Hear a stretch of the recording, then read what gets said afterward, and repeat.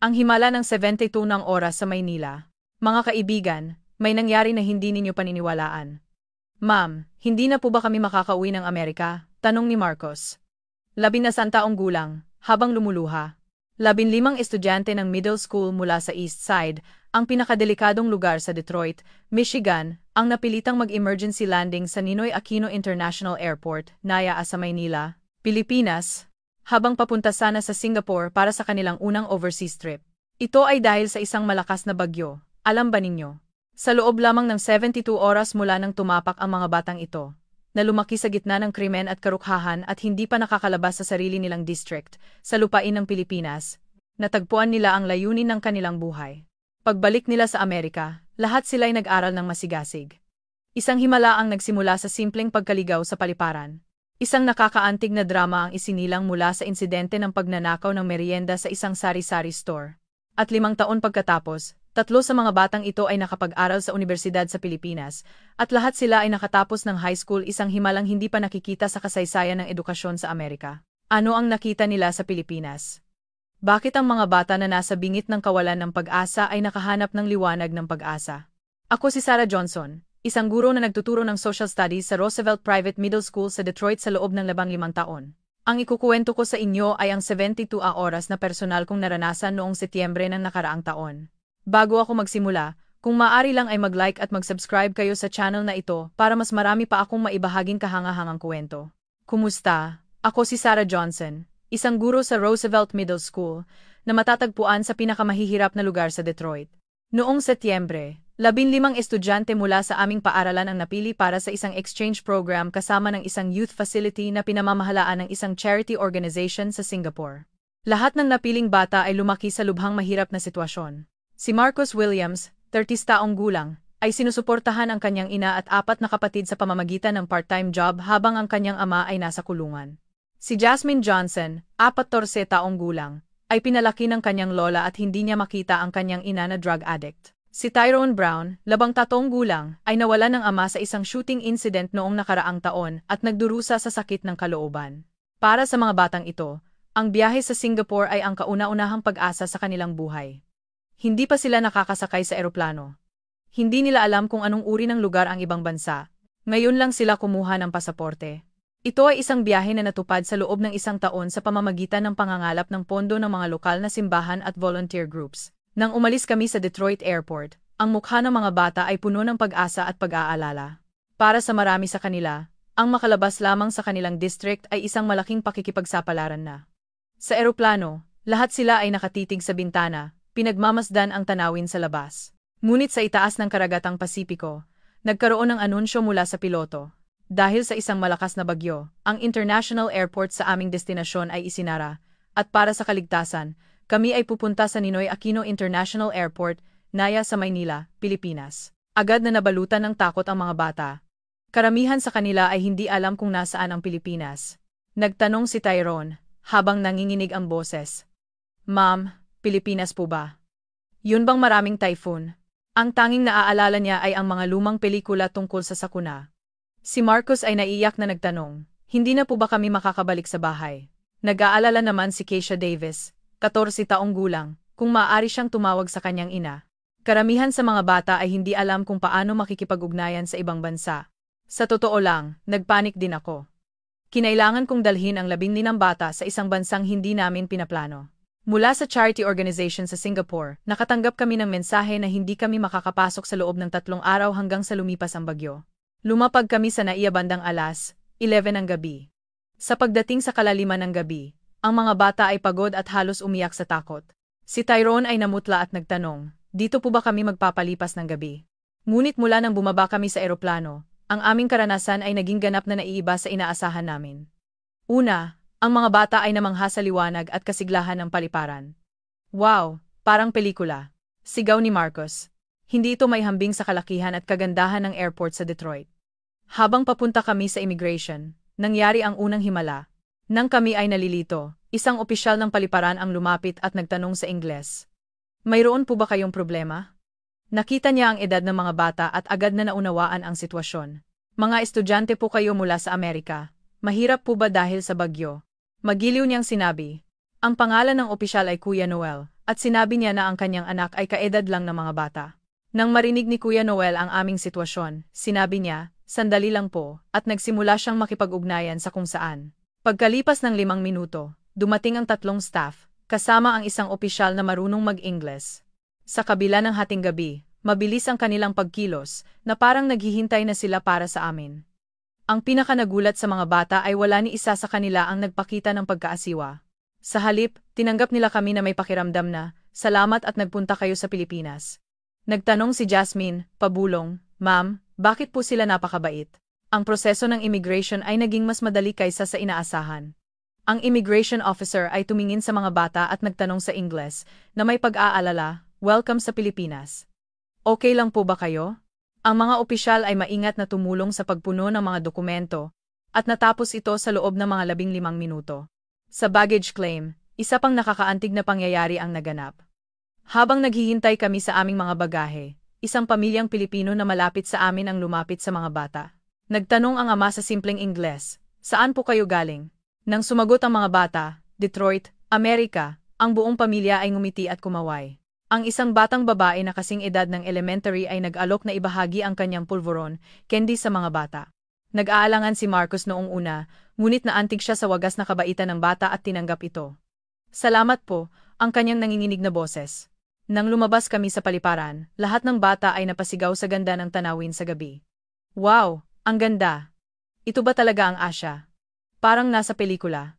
Ang gabi sa Detroit ay mapanganib at hindi kami makalabas. Ngunit dito, maliwanag at tila ligtas kahit hating gabi na. Nag-aalala ako tungkol sa aming matutuluyan, ngunit may nangyaring hindi kapani-paniwala sa hotel information counter sa airport. Nang ipaliwanag namin ang aming sitwasyon, nag-alok ang babae sa counter. "Mga estudyante po pala kayo. Mayroon kaming hotel na maaari ninyong matuluyan sa special rate." Nagpakilala siya ng isang hotel na may kumpletong kagamitan para sa ligtas na pananatili ng mga bata, at ito ay mas mababa sa kalahati ng karaniwang presyo. Nagtatakang nagtanong si Keisha, "Ma'am, bakit po sila napakabait sa amin?" Sa bus papunta sa hotel, naramdaman ko ang malinaw na pagbabago sa ekspresyon ng mga bata. Ang paunang takot ay napalitan ng pag-uusisa. Habang nakatingin sa labas ng bintana, bulong ni Tyrone, "Ang ganda pala ng Pilipinas." Dumating kami sa hotel paglampas ng 1:00 ng umaga. Ang mga front desk staff ay mainit kaming tinanggap, "Salamat po at nakarating kayo," nang makita ang aming pagod na hitsura. Ang proseso ng pagpaparehistro ay mabilis, at isinaalang-alang nila ang edad ng mga bata at binigyan kami ng mga magkakalapit na kwarto. Nang pumasok sila sa kwarto, namangha ang mga bata. Ang malinis at komportableng kwarto. Ang mainit na shower, ang malambot na kama. Para sa marami sa kanila, ito ang kauna-unahang pagkakataon na makatulog sa isang napakakomportableng kapaligiran. Habang nakahiga sa kama si Marcos, nag-aalala siyang nagtanong, "Ma'am, talagang pwede po ba kaming tumuloy dito? Okay lang po ba ang bayad?" Dahil sa Amerika, ang pananatili sa ganitong antas ng hotel ay pangarap lang. Nang gabing iyon, isa-isa kong binisita ang kwarto ng mga bata upang tingnan ang kanilang kalagayan. Lahat sila ay gising pa dahil sa kaba at pagod, ngunit ang kanilang mga mukha ay maliwanag. Nagtanong si Jasmine, "Ma'am, bakit po ang babait ng mga Pilipino?" Kinaumagahan, isa pang nakakaantig na sandali ang naghihintay sa breakfast hall ng hotel. Ang mga bata ay namangha sa dami ng mga pagpipilian sa buffet breakfast. Mula sa Filipino dishes hanggang sa Western food, maraming putahe na hindi pa nila nakikita. Sa una, nag-aatubili ang mga bata at kumuha lamang ng kaunti. Sa kanilang bahay, madalas ay walang sapat na pagkain, kaya nasanay sila sa pakiramdam na hindi dapat kumuha ng sobra. Ngunit ang restaurant staff ay nagsalita sa Ingles. "Kumain po kayo ng marami," at ipinaliwanag na maaari silang magulit. Si Tyrone ay naantig sa lasa ng kanin, na kauna-unahan niyang natikman. "Bakit po ang sarap ng kanin na ito?" Tanong niya, na may kinang sa mata. Sa Detroit, ang bigas ay mahal, at kadalasan, ang mura lamang na tinapay o pasta ang kanilang kinakain. Habang kumakain ng almusal, pinag-usapan namin ang aming plano. Ang pag-alis papuntang Singapore ay aabot pa ng 3 araw. Ako, sa loob-loob ko, ay nag-aalala sa aming budget. Ngunit ang mga bata ay masaya na mananatili sila sa Pilipinas. Sa reaksyon na ito, naramdaman ko ang pagbabago simula kagabi. Ang concierge ng hotel ay nalaman ang aming sitwasyon at nag-alok ng isang espesyal na plano. "Gusto po naming dalhin ang mga estudyante sa Maynila. Magbibigay kami ng pinakamahusay na karanasan na kayang abutin ng inyong budget," sinabi niya. Alas, Since ng umaga, nagsimula kami sa aming unang Manila tour. Ang una naming destinasyon ay ang istasyon ng LRT, MRT, na lakad lang mula sa hotel. Ito ay para turuan sila kung paano sumakay sa tren. Nang dumating kami sa pasukan ng istasyon, namangha ang mga bata sa lalim ng hagdanan. Pagpasok namin sa istasyon ng tren, nagbago ang ekspresyon ng mga bata. Namangha sila sa kalinisan at kaayusan. Ito ba talaga ang ilalim ng lupa? Tanong ni Keisha. Ito ay isang ganap na kakaibang mundo mula sa subway sa Detroit. Habang tinuturuan kaming bumili ng tiket, napansin kami ng mga Pilipinong estudyante sa high school na malapit sa amin. Isa sa kanila ang lumapit at nagtanong sa Ingles. Nagtutor po ba kayo? May maitutulong po ba kami? Nang malaman nilang mga estudyante kami mula sa Amerika, napakabait nilang tinulungan kaming bumili ng tiket. Nagtanong si Marco sa estudyante. Bakit po ninyo kami tinutulungan? Sumagot ang bata sa Ingles. Normal lang po yan sa Pilipinas. Nagtutulungan po kami. Ang mga salitang ito ay tumago sa puso ng mga bata. Habang naghihintay kami sa tren sa platform, nakita namin ang isang nakakagulat na tanawin. Maraming tao ang nakapila ng maayos habang naghihintay sa tren. Walang nagtutulakan, tahimik na naghihintay ng kanilang pagkakataon. Ito ay isang tanawin na hindi maiisip sa Detroit. Nang dumating ang tren, isang mas nakakagulat na bagay ang nangyari. Naghintay ang mga tao sa platform hanggang sa lumabas ang lahat ng bababa. At nagbigay sila ng daan para sa mga bababa. Nagulat si Jasmine at nagtanong. Bakit po ang babait ng lahat? Ang loob ng tren ay mas nakakagulat pa. Kahit siksikan, tahimik at maayos. Walang nagsasalita ng malakas, at walang nakikinig ng musika ng napakalakas. Maraming tao ang nagbabasa o tahimik na tumitingin sa kanilang smartphone. Nang makita kaming nakatayo, isang batang businessman ang nag-alok ng kanyang upuan. Nang sabihin kung okay lang po, inakay niya kami sa tabi ng handrail at tiniyak na ligtas kaming nakatayo. Nang sumakay ang isang matanda sa susunod na istasyon, ilang kabataan ang tumayo at nagbigay ng upuan. Namangha si Tyrone sa tanawin ng kanilang natural na pagtayo, nang walang nagsasabi. Ma'am, bakit po ang babait ng lahat? Tanong niya, pabulong. Nang dumating kami sa Quiapo at lumabas sa lupa, ang mga bata ay namangha sa dami ng tao at kasiglahan ng lugar. Ngunit sa dami ng tao, walang nagbabanggaan o nagtutulakan. Para silang mga ibon na natural na umiiwas habang naglalakad. Ma'am, saan po pupunta ang lahat ng taong ito? Tanong ni Marcus. Ito ang unang pagkakataon na makita niya ang napakaraming tao na gumagalaw ng sabay-sabay. At kahit nagmamadali ang lahat, walang nagagalit o sumisigaw. Ang karanasan ng pagtawid sa kalsada ay mananatili sa alaala ng mga bata. Kapag nagbago ang traffic light, daan-daang tao ang sabay-sabay na gumagalaw. Ngunit walang gulo, at lahat ay naglalakad patungo sa kanilang destinasyon. Parang nasa pelikula. Bulalas ni Keisha. Habang naglalakad kami sa Quiapo, interesado ang mga bata sa iba't ibang tindahan at karatula. Ngunit ang pinaka-nakaka-impluwensya ay ang kalinisan ng kalye. Sa dami ng tao, halos walang basura na nakakalat. Ito ay isang malaking kaibahan sa kalye ng Detroit. Nang pumasok kami sa isang sari-sari store, na malapit sa isang convenience store, namangha ang mga bata. Namangha sila sa liwanag ng tindahan at dami ng paninda. Talaga po bang 24 oras itong bukas? Tanong ni Tyrone.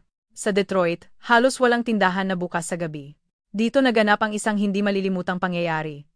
Si Deshaun Smith, 13 taong gulang, na nagugutom, ay kumuha ng isang chocolate at inilagay sa kanyang bulsa. Ito ay isang kilos upang mabuhay sa lugar ng kahirapan. Ngunit agad na napansin ng store clerk. Ako ay namutla. Akala ko ay magiging malaki ang problema dahil sa pagnanakaw sa ibang bansa. Ngunit ang babaeng clerk ay gumawa ng isang kamanghamanghang bagay. Lumapit siya kay Deshaun na may maamong mukha at sinabi sa kanya na ilabas ang snack sa kanyang bulsa. Si Deshaun, na may luha sa mata, ay inilabas ang snack. Nang sandaling iyon, nagtanong ang clerk sa Ingles, nagugutom ka ba, anak? Nang tumango si Deshaun, kumuha siya ng pandesal at isang cup of instant lugaw, rice porridge, mula sa istante, at inalok ito, kainin mo ito. Nang magtanong si Deshaun, hindi na po ba kailangang magbayad? Sumagot ang clerk, customer po kayo. Hindi namin kayang balewalain ang isang nagugutom na bata. Sa kabaitan na iyon, umiyak si Deshaun.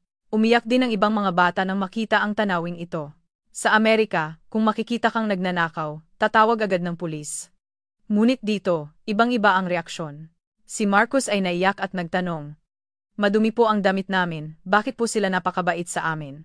Ang clerk, si Aling Nena, Nang marinig ang aming sitwasyon, ay gumawa ng mas nakakagulat na alok. Gusto po ba ninyong magtanghalian?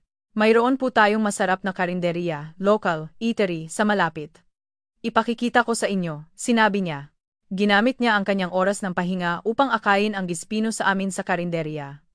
Hindi maintindihan ng mga bata kung bakit napakabait ng isang hindi kilalang tao sa kanila. Ma'am, angel po ba siya? Seryosong tanong ni Jasmine. Sa karinderya, nagpatuloy ang mga nakakaantig na pangyayari. Ang matandang lalaki na may-ari ng tindahan, si Mang Ben, nang marinig ang aming kwento, ay ngumiti at sinabi, "Mga bata pala kayo mula sa Amerika. Buti at nakarating kayo, at tinanggap kami ng may ngiti." Nang makita niya kaming nahihirapan sa menu, dinala niya sa amin ang menu na may larawan. Natuwa si Mang Ben nang makita niyang namangha ang mga bata sa sarap ng Filipino food na kauna-unahan nilang natikman. Masarap ba ang lutong Pinoy? Gusto niyo ba? Nag-aalala siyang nagtanong. Nang sumagot si Tyrone. Ito po ang pinakamasarap na nakain ko. Sumaya si Mang Ben at ngumiti. Pagkatapos kumain, nang magbabayad na sana kami, sinabi ni Mang Ben, kaarawan po ng anak ko ngayon. Kaya gusto ko pong itrato kayo, bilang commemoration, at hindi niya tinanggap ang bayad. Hindi ko alam kung totoo iyon, ngunit naniniwala ako na sinabi niya iyon dahil gusto niya lang kaming pasayahin. Ang mga bata ay walang masabi dahil sa gratitude. Si Deshawn ay halos umiyak habang sinasabing, "Salamat po, Lolo Ben," sa Tagalog. Bulong ni Keisha, wala pang nagpakita sa amin ng ganito kabait. Napagpasyahan naming bisitahin ang Intramuros sa hapon. Habang naglalakbay kami sa tren, patuloy na pinag-uusapan ng mga bata ang mga nangyari ng araw na iyon. Ang babait nila, parang panaginip, sabi ni Marcos. Ayoko nang umuwi sa Amerika, dugtong ni Jasmine. Nang dumating kami sa Intramuros, ang mga bata ay namangha sa tradisyonal na arkitektura ng Pilipinas. Namangha sila sa kagandahan ng mga lumang pader at ang mapayapang kapaligiran ng simbahan. Kailan po ito itinayo? Tanong ni Tyrone, at ang tour guide ay nagbigay ng detalyadong paliwanag. Sinubukan din namin ang pagbili ng souvenir. Ang mga bata ay naantig sa kabaitan ng mga nagbebenta na naghanda ng mga description sa Ingles para sa mga hindi marunong magbasa ng Tagalog. Nang makakuha si Deshawn ng Lucky Charm, ang mga turistang Pilipino sa paligid ay nakisaya rin sa kanya. Habang naglalakad kami sa mga kalsada, isang matandang babae ang nag-alok sa mga bata ng suman rice cake. Salamat sa pagpunta ninyo mula sa malayo, sinabi niya habang nagbibigay ng maliit na suman sa bawat isa. Ang mga bata ay ngumiti dahil sa simpleng tamis. Pagsapit ng gabi, nagpahinga kami sa tabi ng Luneta Park. Habang pinagmamasdan ang paglubog ng araw sa Manila Bay, pinag-iisipan ng mga bata ang kanilang araw. "Ma'am, napakalaki po talaga namin," sabi ni Marcos. "Nalungkot po ako noong una dahil hindi kami nakapunta sa Singapore. Pero ngayon po, masaya ako na nakarating kami sa Pilipinas," dugtong ni Keisha. Nang sandaling iyon, lumapit sa amin ang mga batang Pilipino na naglalaro sa parke. Hindi kami nagkakaintindihan sa salita, ngunit inanyayahan nila kaming maglaro ng tumbang preso, isang tradisyonal na laro. Si Deshawn, na karaniwan ay tahimik, ay tumakbo at tumawa kasama ang mga batang Pilipino. Nagkaroon po ako ng mga kaibigan. Masaya siyang nag-ulat. Matagal na akong hindi nakakakita ng ganitong ngiti. Nang magdidilim at oras na para bumalik sa hotel, biglang nagsalita si Tyrone sa tren. "Ma'am, gusto ko pong mag-aral ng Tagalog." Ang ibang mga bata ay pareho rin ang pakiramdam, at lahat sila ay tumango. "Gusto ko pong makipag-usap sa mga taong kasing bait nila," sabi ni Jasmine. Pagbalik namin sa hotel, ang front desk staff ay nagtanong sa Ingles, "Kumusta po ang araw ninyo?" Nagsimulang ikuwento ng mga bata ang kanilang karanasan, puno ng kaba. Kahit hindi maganda ang kanilang mga salita, nagsikap silang magpaliwanag sa pamamagitan ng galaw. Nang gabing iyon, gumugol ako ng oras upang makipag-usap sa bawat bata. Pareho ang sinabi ng lahat, "Bakit po ang babait ng mga Pilipino? Gusto po naming maging katulad nila. Gusto po naming manirahan sa Pilipinas sa hinaharap." Sinabi sa akin ni Deshawn, "Ma'am, wala pong nagpahalaga sa akin hanggang ngayon. Pero ngayon, maraming tao ang nagpahalaga sa akin. Gusto ko pong maging isang tao na makakapagpahalaga sa iba." Si Marcos ay nagningning ang mga mata at sinabi, "Gusto ko pong mag-aral ng masigasig at pumunta sa isang unibersidad sa Pilipinas. Gusto ko pong ituro sa mga bata sa Amerika ang tungkol sa Pilipinas." Ito ang unang pagkakataon na nakarinig ako ng ganoong positibong salita. Sa umaga ng ikalawang araw, kusang gumising ng maaga ang mga bata. Lahat sila ay sabik na galugarin muli ang Pilipinas. Sa breakfast hall ng hotel, nakatanggap kami ng mensahe mula kay Aling Nena ng sari-sari store na tumulong sa aming kahapon. Ang mensahe ay, "Gusto po ba ninyong makita ang Fort Santiago? Ako po ang guide sa inyo." Sa kabila ng day off niya, gumugol siya ng oras para sa amin. Umiyak ang mga bata dahil sa gratitude. Para po sa amin, kahit day off niya, humihingi ng paumanhin na sabi ni Tyrone. Nang makita nila ang intramuros mula sa taas, ang mga bata ay nawalan ng salita. Ang laki pala ng lungsod na ito, bulalas ni Keisha. Mas malaki pa po yata kaysa sa buong Detroit, namangha si Marcos. Ngunit ang pinaka-nakakaantig sa mga bata ay hindi ang tanawin. Ito ay ang handmade na baon na inihanda ni Aling Nena para sa amin. Gusto ko pong matikman ninyo ang lutong bahay ng isang inang Pilipino, sinabi niya, na ginawa niya kasama ang kanyang asawa. Ang baon ay maganda ang pagkakasalansan ng adobo, itlog na maalat, at kanin. Nang makakagat sila, lumuha ang mga bata. Ito po ba ang lasa ng luto ng isang ina? Tanong ni Jasmine. Sumagot si Aling Nena, opo. Puno po iyan ng pagmamahal. Tahimik na umiyak si Deshawn. Wala pa po akong nakain na handmade na baon mula sa nanay ko, bulalas niya. Hinawakan ni Aling Nena ang kanyang kamay at sinabi, mula ngayon, anak na rin kita. Sa hapon, dinala kami ni Aling Nena sa paligid ng barangay na malapit sa kanyang tindahan. Mainit kaming tinanggap ng mga tao sa komunidad. Ang manong sa gulayan ay nagbigay ng sariwang prutas, at ang ate sa panaderya ay nagbigay ng bagong lutong pan de coco. Ang mga taong ito po, parang pamilya lahat, sabi ni Marcos. Sa lugar po namin, hindi namin alam ang mukha ng aming kapitbahay, dugtong ni Tyrone. Habang naglalakad sa barangay, naramdaman ng mga bata ang init ng komunidad ng Pilipinas. Pagsapit ng gabi, binisita namin ang bahay ni Aling Nena. Sinabi niya na gusto niyang ipakita sa mga bata sa Amerika ang isang pamilyang Pilipino. Interesado ang mga bata sa kultura ng pagtanggal ng sapatos sa pasukan. Ang asawa at mga anak ni Aling Nena ay mainit kaming tinanggap. Kahit hindi kami nagkakaintindihan sa salita, ang aming puso ay nagkonekta sa pamamagitan ng ngiti. Nakipagsalo kami sa kanila sa hapunan. Namangha ang mga bata sa tanawin ng buong pamilya na kumakain ng sama-sama. Mula sa pagbati ng kainapo hanggang sa pagbabahagi ng parehong pagkain. Sa Detroit, bihira lang ang pagkakataon na makakain ng sama-sama ang buong pamilya. Naantig ang mga bata sa sarap ng lutong bahay na inihanda ng asawa ni Aling Nena. Araw-araw po ba kayong kumakain ng ganito kasarap? Naiinggit na sabi ni Keisha. Ang pagluluto po pala, pagmamahal, bulalas ni Jasmine. Pagkatapos kumain, tinuruan kami ng mga anak ni Aling Nena ng origami. Kahit hindi kami nagkakaintindihan sa salita, nagkaroon ng init sa aming puso dahil sa kanilang maingat na pagtuturo. Ang kabaitan po pala, na ipapasa kahit walang salita, naantig na sabi ni Tyrone. Sa umaga ng ikatlong araw, dumating ang araw ng pag-alis papuntang Singapore. Lahat ng bata ay nagsabi na gusto nilang manatili sa Pilipinas. Ito ang unang pagkakataon na nakakita ko ng mga bata na ganito kahirap umalis. Si Aling Nena at ang kanyang pamilya ay naghatid sa amin sa Naiya. Ilang tao rin mula sa barangay ang dumating, at naging isang maliit na farewell party. Isa-isang nagpasalamat ang mga bata sa mga taong tumulong sa kanila. Si Deshawn ay yumakap kay Aling Nena at sinabi, "Salamat po, Mama sa Pilipinas." Si Marcos ay nangako, "Babaling po ako sa Pilipinas." Si Jasmine ay umiyak at sinabi, "Isasagawa ko po sa Amerika ang mga natutunan ko sa Pilipinas." Sa departure gate ng airport, gumawa kami ng huling pangako. Mag-aral tayong lahat ng masigasig, at bumalik tayo sa Pilipinas. Mag-aral tayo ng Tagalog. Maging tao tayong kasing bait ng mga Pilipino. Ang mga mata ng mga bata ay puno ng pag-asa. Bago sumakay sa eroplano, lumingon si Tyrone at sinabi, "Ma'am, itong 3 araw po ang nagpabago sa aming buhay, hindi po ba?" Totoo iyon. Ito ay 3 araw na natagpuan ng mga bata na nasa bingit ng kawalan ng pag-asa ang liwanag ng pag-asa. Ang 1 linggong training sa Singapore ay isang magandang karanasan din, ngunit patuloy na pinag-uusapan ng mga bata ang tungkol sa Pilipinas. Mababait din po ang mga tao sa Singapore, pero iba po ang pagmamahal na naramdaman namin sa Pilipinas, sabi ni Marcos. Ang mga taong nakilala namin sa Pilipinas ay parang totoong pamilya, dugtong ni Keisha. Nang makabalik kami sa Amerika, naging malinaw ang pagbabago ng mga bata sa mga matatanda sa paligid. Una, nagbago ang kanilang saloobin. Ang mga bata na dating mapaghimagsik ay naging magalang at mapagmalasakit. Ang kanilang pagtuon sa klase ay lubos na bumuti. Nagulat din ako nang humiling silang lahat na magsimulang mag-aral ng Tagalog. Wala kaming Tagalog program sa paaralan, ngunit isang volunteer mula sa komunidad ang nagturo sa kanila. Ganap na tumigil si Deshawn sa pagnanakaw. Hindi lang iyon, kapag may mga batang nagbabalak gumawa ng masamang bagay, sinasaway niya sila.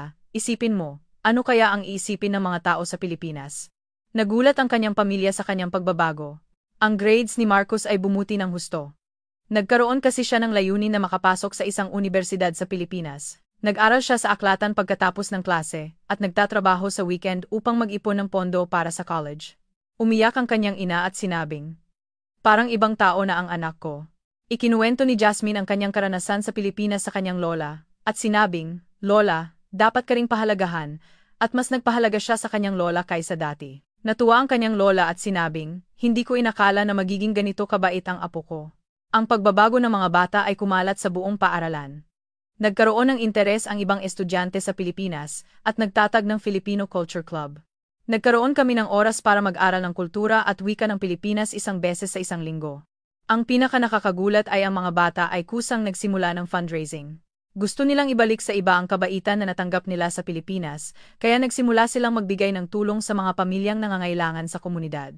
Pagkalipas ng 6 na buwan, dumating ang magandang balita. Nakatanggap kami ng email mula kay Aling Nena. Ang mensahe ay mainit, "Kumusta na po ang mga bata?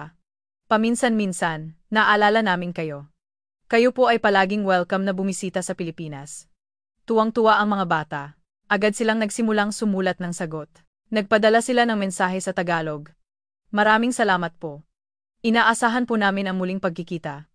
Kahit Tagalog iyon, sapat na ang naiparating na damdamin. Pagkalipas ng 1 taon, isang himala ang nangyari. Nakatanggap kami ng alok para sa scholarship mula sa isang educational foundation sa Pilipinas. Ito ay isang alok na magbigay ng pagkakataon sa mga bata mula sa mahihirap na sitwasyon sa Amerika na mag-aral sa Pilipinas. Ang foundation ay nakarinig ng aming kwento at gumawa ng isang espesyal na programa. Sila Marcos, Tyrone, at Jasmine ang napili. Nagkaroon sila ng pagkakataong mag-aral sa isang unibersidad sa Pilipinas pagkatapos ng high school. Ang ibang mga bata ay patuloy na nag-aaral ng masigasig patungo sa layunin na makatapos ng high school. Pagkalipas ng 2 taon, nagkaroon ako ng pagkakataon na bumisita muli sa Pilipinas. Sa pagkakataong ito ay para sa isang training program ng mga educational personnel. Sa sandaling lumapag ako sa NAIA, naalala ko ang ekspresyon ng mga bata noon. Nakilala ko si Aling Nena. Nang tanungin ko siya, "Kumusta na po ang mga bata?" Masaya siyang sumagot. "Patuloy po kaming nag-uugnayan. Masisipag daw po silang mag-aral." Pagkalipas ng 3 taon, dumating ang balita na pumasa si Marcos sa isang unibersidad sa Pilipinas. Mag-aaral siya ng International Relations sa isang pribadong unibersidad sa Maynila. Nang araw ng pagpapahayag ng resulta, umiiyak siyang tumawag. "Ma'am, natupad po ang pangarap ko. Makakapag-aral na po ako sa Pilipinas." Pagkalipas ng 4 na taon, pumasok din sina Tyrone at Jasmine sa mga unibersidad sa Pilipinas. Si Tyrone ay sa engineering, at si Jasmine ay sa education. Sabi nila, gusto nilang maging bridge sa pagitan ng Amerika at Pilipinas sa hinaharap. 5 taon na ang nakalipas ngayon, at paminsan-minsan ay naaalala ko ang 72 oras na iyon. Ang isang hindi inaasahang pangyayari, ang bagyo, ay lubos na nagpabago sa buhay ng 20 ng bata. Ang mga bata na nasa bingit ng kawalan ng pag-asa ay nakahanap ng liwanag ng pag-asa. Ang pinakamaganda ay ang natitirang losing bata ay nakatapos din ng high school. Sa aming district sa Detroit, ang dropout rate sa high school ay lumampas sa 70%, ngunit ang mga bata na nakaranas ng Pilipinas ay 100% na nakatapos. Sa kasalukuyan, nagvo-volunteer si Deshawn sa isang community center sa kanilang lugar. Gusto niyang tulungan ang mga batang nangangailangan, at nagtatrabaho siya tuwing weekend. Ang kanyang kabaitan ay natutunan niya sa Pilipinas. Nag-aaral si Keisha sa isang nursing school upang maging isang nurse. Sabi niya, gusto niya ng trabaho na makakapagpagaling ng tao, tulad ng mga taong nagtatrabaho sa mga ospital sa Pilipinas. Ang kanyang layunin ay isinilang din mula sa kanyang karanasan sa Pilipinas. Ibinabahagi ko ngayon ang aming karanasan sa mga educational personnel sa buong Amerika. Ang mensahe na ipinapasa ko ay, may walang limitasyong potensyal ang mga bata. Ang kailangan lang ay pagmamahal at pag-asa. Maraming guro ang naantig, at ilang paaralan ang nagsimula ng parehong inisyatiba. Noong nakaraang taon, ang aming kwento ay nailathala sa isang educational magazine sa Amerika. Ang pamagat ay, ang 15 bata na nagbago ang buhay sa loob ng 3 araw. Nakatanggap kami ng maraming feedback mula sa mga nagbasa, at dumarami ang mga paaralan na humihingi ng educational tour sa Pilipinas. Ngayong taon, dumating ang magandang balita. Binisita kami ni Aling Nena sa aming paaralan. Nagmula siya sa Pilipinas at nagpunta sa Detroit. Labis na nasasabik ang mga bata. Nagtuturo ako sa loob ng 15 taon, Ngunit hindi ko pa nararamdaman ang lakas ng edukasyon tulad ng 72 oras na iyon. Ang kailangan ng mga bata ay pagmamahal, pag-asa, at ang pagkakaroon ng isang tao na nagpapahalaga sa kanila. Natagpuan namin ang lahat ng iyon sa Pilipinas. Patuloy pa rin ang pag-uugnayan namin ni Aling Nena at ng kanyang pamilya. Nagbabalitaan kami tungkol sa paglaki ng aming mga anak, at parang totoo na kaming pamilya. Hindi ko inakala na ang pagkakaibigan na lampas sa hangganan ng bansa ay ganito kaganda. Sa huli, may isang bagay akong pinaniniwalaan. Ang bagyo na iyon ay hindi aksidente, ito ay isang himala na ibinigay sa amin ng Diyos. Pinangunahan niya kami sa kahangahangang bansang Pilipinas upang ipakita ang liwanag ng pag-asa sa mga bata na nasa bingit ng kawalan ng pag-asa. Mula sa kaibuturan ng aking puso, nais kong mangyari rin ang katulad na himala sa inyong lahat na nakinig sa kuwentong ito ngayon. Sa pagmamahal at pag-asa, ang anumang bata, gaano man kahirap ang sitwasyon, ay tiyak na magbabago. Natutunan namin ang katotohanan na iyon sa Pilipinas. Ang 3 araw na iyon 5 taon na ang nakalipas ay ang pinakamahalagang oras sa aking buhay bilang guro. At hanggang ngayon, patuloy kong ipinapasa ang pagmamahal at pag-asa na natutunan ko sa Pilipinas sa mas marami pang bata. Gusto kong patuloy na tuparin ang misyong iyon. Hanggang dito na lang ang kwento ngayon. Ang himala ng 72 oras na naranasan ng mga bata mula sa mahihirap na lugar sa Amerika sa Pilipinas. At ang kwento ng hindi kapani-paniwalang pagbabago na nangyari pagkalipas ng 5 taon. Kumusta? Mag-iwan po ng comments para suportahan ang mga bida ng kwento. Ipinakita sa inyo ng Inspirational Station. Kung nagustuhan ninyo ang kwentong ito, paki-like at subscribe po. Salamat po sa panonood.